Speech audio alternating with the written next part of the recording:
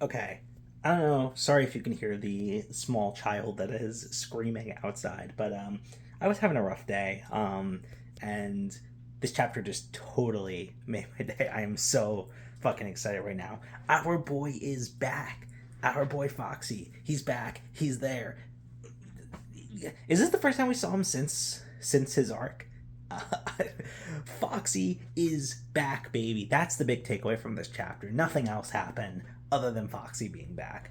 Um, so much to gush about in this chapter. So much to gush about that. You know what? I think as I talk, I will pull up the chapter. That's right. I will actively pull up the chapter and I will go through and break it down step by step. I think that's the best way to handle one. This was a crazy ass chapter, one of my favorites in a long time. So I figured, why not go through page by page and handle it. Anyway, um, you know, getting Slack messages. Who cares? Starting off, Yamato's face in the cover sheet. Like, I love him to death.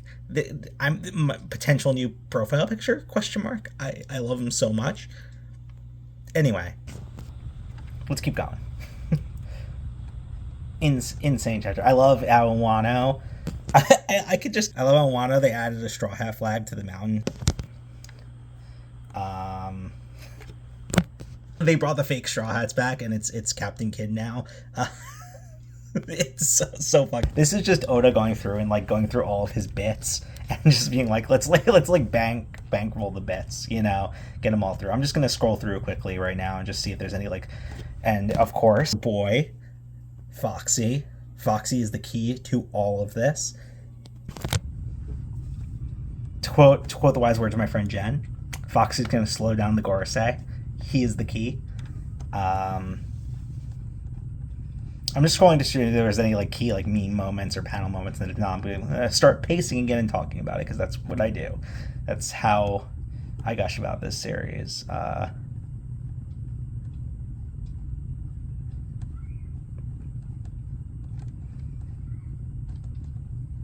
Okay, let's pace around again. So, um, yeah, uh, Wind Waker much? Yeah, it's literally just a plot of Wind Waker. But yeah, but here's my interesting my thinking. The Wind Waker, it's not Ganondorf who floods the world in his attempts of conquest. No, it's the goddesses who flood the world in order to save the world, protect the world from Ganondorf's full intention. So I'm wondering, and if Oda's taking like in this inspiration or Wind Waker, or if he came up with the idea before, I don't know.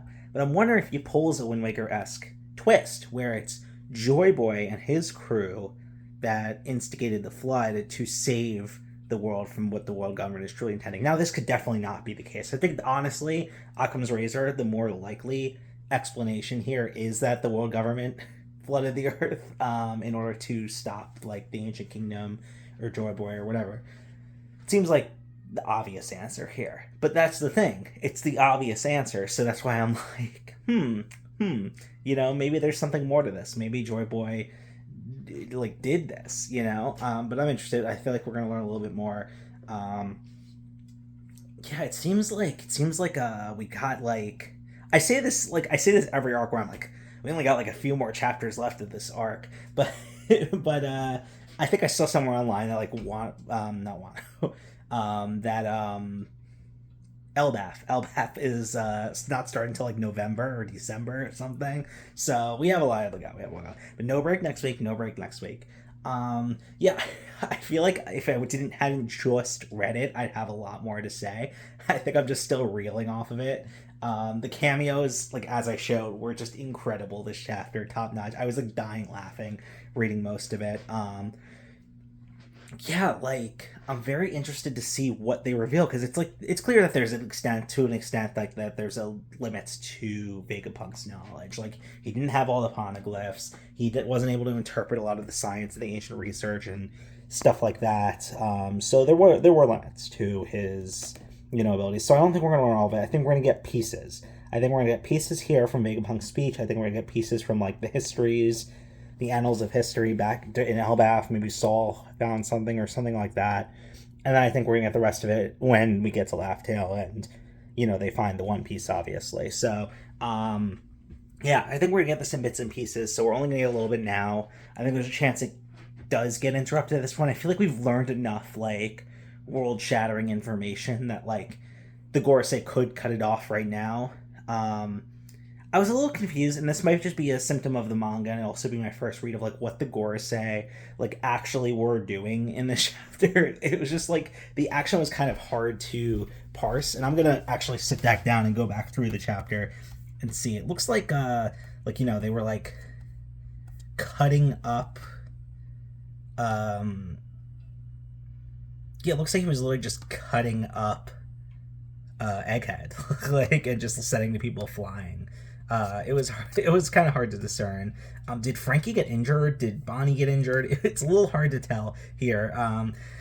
That's my like one gripe with this chapter. I will say some of the action was a bit hard to process and like fully tell what's going on, but the content, boy, the content, so good. Still a little bit of like setup, but I'm just so excited. This was such a fun chapter. It got me so happy, in such a good mood, and our boy Foxy is back. And about time too. Thanks for watching.